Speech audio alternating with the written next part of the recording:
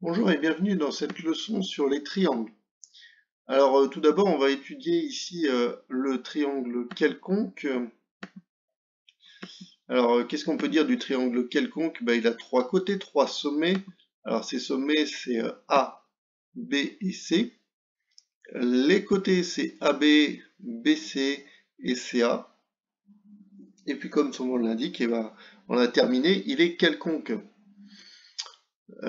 Après le triangle quelconque, on peut passer à un triangle qui a deux côtés égaux. Très facile à construire avec un quadrillage. Voilà, alors là, les côtés égaux, si je mesure les deux côtés de mon triangle, je vois ici 7,28, 7,28. Les côtés égaux sont AB et BC. On dit que le triangle est isocèle en B. Ce qui veut dire que, en plus d'avoir des côtés égaux, il a des angles égaux. Les angles CAB et BCA. Ils font tous les deux 74,05. Pour être très très précis. Donc ils font tous les deux 74 degrés. Voilà, c'est mieux quand c'est la mesure que j'arrive à déplacer. Et ce qui implique que, du coup, on a un axe de symétrie. Axe de symétrie qui passe par le point B et qui est perpendiculaire au côté opposé ici. Axe de symétrie, ce qui veut dire que, en fait, je peux replier la figure sur elle-même. Et donc c'est perpendiculaire au côté BC, ça passe par B. Au côté AC, ça passe par B. Voilà. Et donc si je fais encore plus fort avec le triangle équilatéral, qui s'appelle un polygone régulier,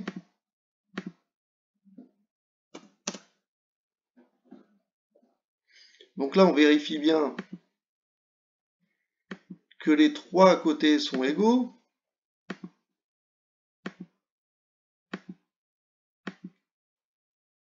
Voilà, ils font 4,7 tous les trois.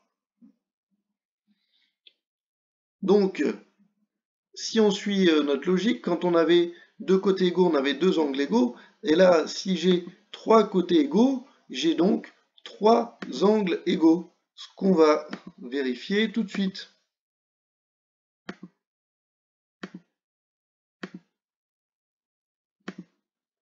60, 60, 60. Et cette mesure de 60 ne dépend pas de la mesure des côtés. Regardez, hop. Si j'agrandis mon triangle, si je le rétrécis, les angles, ça fait toujours 60.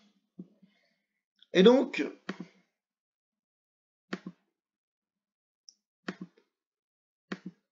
j'ai en plus trois axes de symétrie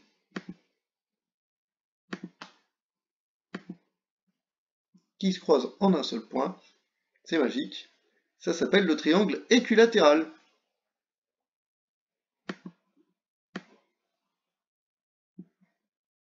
Alors, je reviens sur mon triangle isocèle pour faire une petite remarque. Mon triangle isocèle, si je m'amuse à bouger un petit peu les points, il peut être, regardez, tac, rectangle.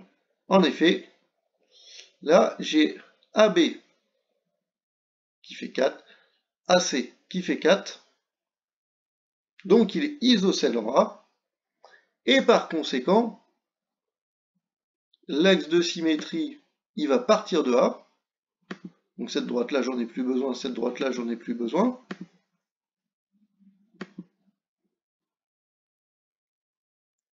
Elle est donc perpendiculaire à BC, elle passe par A. Voilà, ça c'est l'axe de symétrie.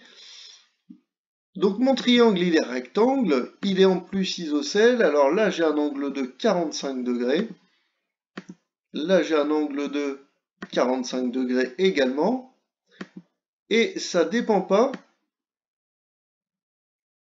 de la taille des mesures, puisque là, regardez, hop, si je fais un autre triangle rectangle isocèle, avec 7 et 7, ça fait toujours 90, 45, 45. Voilà, merci de m'avoir écouté, bon travail à vous, au revoir.